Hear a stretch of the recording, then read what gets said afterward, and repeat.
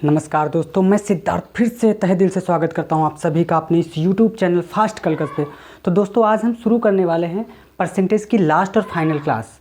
इससे पहले 2 क्लासें हमने अपलोड कर रखी है, वो जा कर के आप देख लीजिएगा, उसके बाद ये देखिएगा, वरना समझ में नहीं आएगा। ठीक है, तो अब हम एक इंपॉर्टेंट सूचना है, क्योंकि अभी 2-4 दिन का डिले हो गया, हम क्लास नहीं ले पाए। आज से रेगुलर क्लासें आपको मिलना शुरू हो जाएंगी।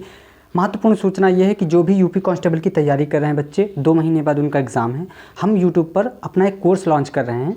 वहाँ पर आप जा कर के उसे देखिएगा, सारा कंटेंट आपको मिलेगा और वो भी 1 महीने में पूरा ख़त्म कर देंगे। ठीक है, उसके बाद 1 महीना बचेगा, तो आप प्रैक्टिस करिएगा। और आप लोगों से मैंने पहले बता रखा है कि आप टेलीग्राम चैनल ज्वाइन करिएगा, वहाँ पर आपको इसका पीपीटी मिल जाएगा। पर क्लास का आपका पीपीटी रिटन फॉर्म में मिल जाएगा, वो पीडीएफ के रूप में होगा। आप उससे जाकर के प्रैक्टिस करिएगा अच्छे से। दोस्तों के साथ ज़्यादा से ज़्यादा शेयर करिए, जो आपके अपने जिगरी हैं, आपके बहुत चहेते यार हैं, वहाँ तक वीडियो ज़रूर पहुँचे, ताकि उन लोगों को भी इसका प्रॉफिट मिल सके। ठीक है, तो सवाल को शुरू करते हैं देरी ना करते हुए। ये है सवाल उसका। ठीक है,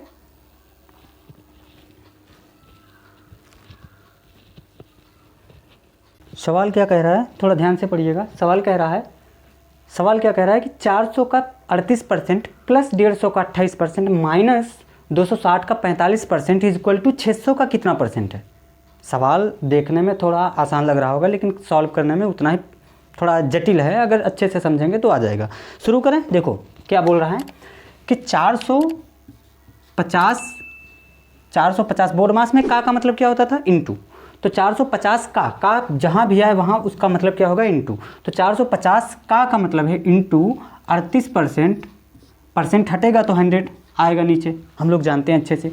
फिर प्लस 150 का मतलब इनटू 150 का 28%, परसेंट हटाया इसलिए 100 आया, माइनस 260 का 45%, परसेंट हटा रहे हैं इस वजह से 100 नीचे लिख रहे हैं। ठीक है, 600 का मतलब इनटू का कितना परसेंट, हम x% समझ लेते हैं कुछ समय के लिए। ठीक है, अब इसको सॉल्व कर लो, इसको तोड़ो। कैसे होगा, देखो 0 से 0 साफ हो गया। ठीक है, 5 से ये 9 बार जाएगा, ये नीचे 10 बचा था तो 2 बार जाएगा, ये भी 38 को काटेगा कितना, 19 बार। ठीक है, और क्या कर सकते हैं, इसका भी 0 साफ कर दो। 5 से 3 बार, 5 से 2 बार और 2 से 14 बार। ठीक है, यहाँ देखो ये 0 0 साफ हो गया।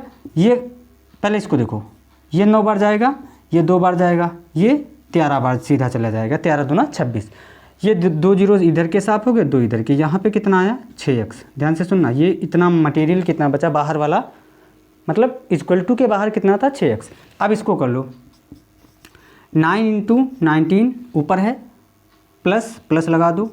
फिर कितना है, 3 into 14 minus 13 into 9 is equal to 6x। ठीक है, इसको इससे करोगे तो कितना आएगा, ये 19 नवैया 171 ये हो गया, प्लस 14 तियाँ 42 माइनस का 13 नवैया 117 और इक्वल टू कितना है, 6x। इसको जोड़ दो आपस में, प्लस है ना। तो बोर्ड मास में पहले क्या होता है, एडिशन होता है, उसके बाद सब्ट्रैक्ट होता है। ठीक है, तो पहले क्या करेंगे, इसको ऐड करेंगे।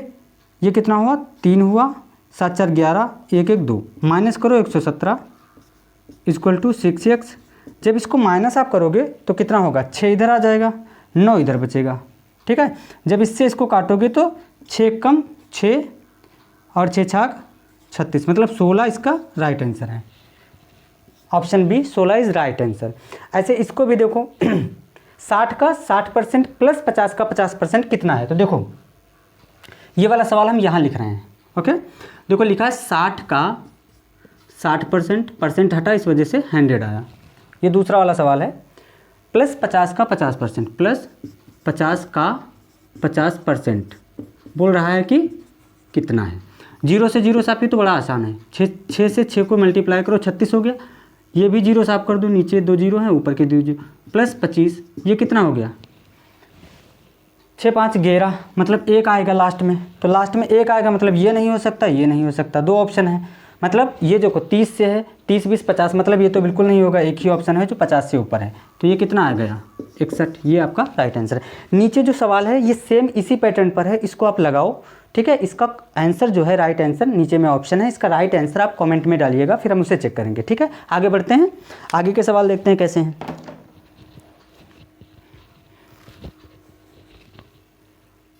दोस्तों ये अगले सवाल हैं। अब तो आप एक्सपर्ट हो गए होंगे ऐसे सवाल लगाने में, तो ये वाला सवाल जो है आप अपने अकॉर्डिंग लगाइएगा। ये इसको मैं नहीं लगा रहा हूँ, ये जस्ट पीछे वाले जो लगाया है उसी का बेस है।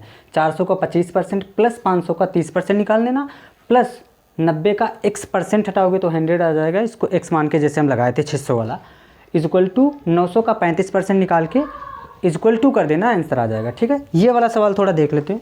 किसी संख्या का 10% 10 से 10 अधिक है, वह संख्या बताओ।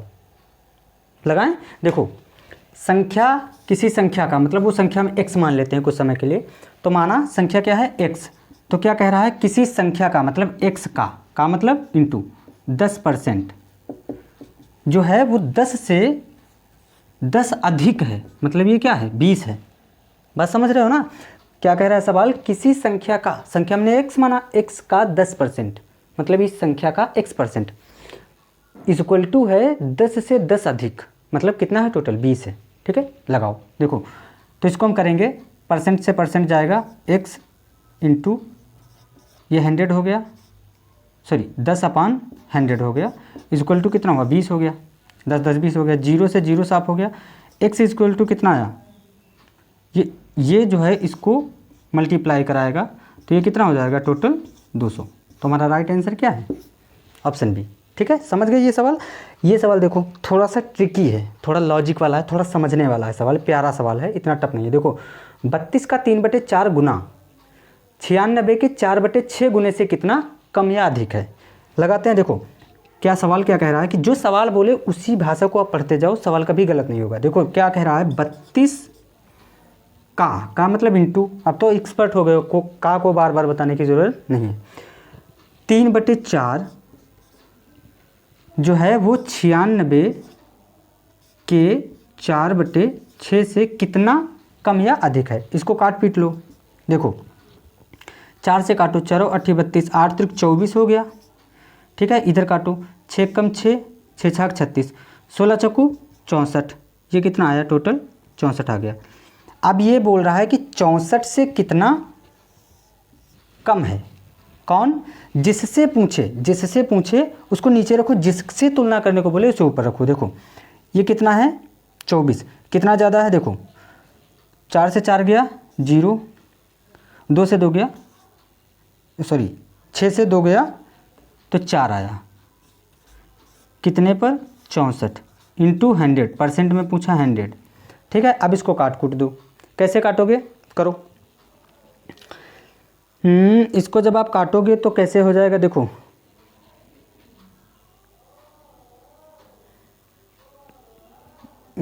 ये 4 से कटेगा, 4 एकम 4, 2 4 2 4 6 24, हाँ कट जाएगा। देखो 4 दाम 40, 4 से काटो, 4 एकम 4, 2 बचा, 4 6 24, 16 हो गया।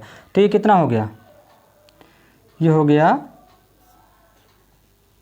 ये 10 है ही, 2 0 और आ जाएंगे, 1000 हो गया। डिवाइड करो 16 से, तो 16 छक्का 96, 6 ऑप्शन है तो कई में, 16 छक्का 96 हो गया, 4 बचा, 0 उतारे, 16 दूना 32, 2, ठीक है, 16 दूना 32, सॉरी 16 दूना 32, ठीक है, ध्यान से सुनना, 32, 8 बचा, पॉइंट लगाओ, 0 बढ़ा, 16 पंचे 80, 5, एक ही ऑप्शन है, ये वाला ऑप्शन राइट है, क्योंकि एक ही ऑप्शन में हमें लास्ट में पॉइंट के बाद 5 मिल रहा है, पूरा लगाने की ज़रूरत नहीं है, पूरा कट भी रहा है 16 पंचे 80।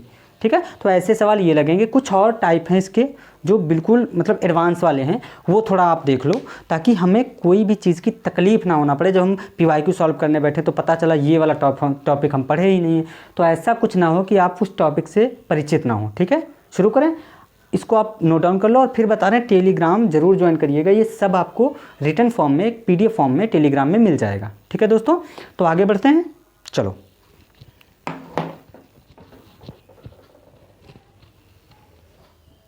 देखो दोस्तों, ये है इसका एडवांस परसेंटेज। ऐसे करेंगे तो 2-3 सवाल और हैं, उसके बाद इसको ख़त्म करके हम सीधे आ जाएंगे प्रॉफिट और लॉस पे।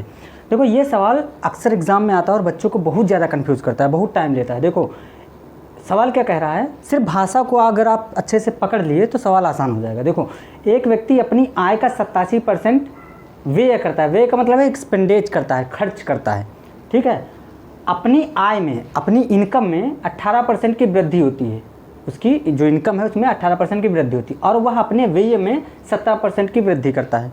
व्यय मतलब खर्च में भी 17% की वृद्धि करता है। पूछ रहा है कि तब उसके बचत में कितने % की वृद्धि होगी। कहाँ तक बताना है? केवल 2 दशमलव तक। ऑप्शन आपके सामने है, आप लगाने का प्रयास करिए। उसके बाद हम इसको शॉर्ट ट्रिक से बड़ी आसानी से, बड़े प्यार से इसका आंसर फाइंड आउट करेंगे, ठीक है, ताकि ये वाले सवाल अगर आपके एग्ज़ाम में कभी दिखे तो आप टाइम इस पर ज़ाया ना करो। पहले आप लगाओ, आपकी अप्रोच क्या है, उसके बाद स्मार्ट मेथड के थ्रू हम लगाएंगे, जिसको हम बोलते हैं डेविएशन मेथड। उसके जो आय होती है, जो हमारी इनकम होती है, आय वो बराबर होती है एक्सपेंडेज यानी कि व्यय प्लस, देखो ये जो होता है वो होता है हमारे व्यय प्लस बचत के, ठीक है। जब इसको हम ऐड करते हैं तो हमको मिलती क्या है? इनकम। सवाल जो कह रहा है उसके हिसाब से देखो, यहाँ पर आपको मानना पड़ेगा आपकी जो इनकम है वो 100 मानो। देखो इसका फार्मूला बहुत प्यारा सा है, 100 जो हमारी इनकम होती है उसमें कितना वृद्धि होती है वो लिखना होता है। उसके बाद में इक्वल टू करना होता है कैपिटल ई इंटू स्मॉल ई, ठीक है। उसके बाद में क्या करना होता है?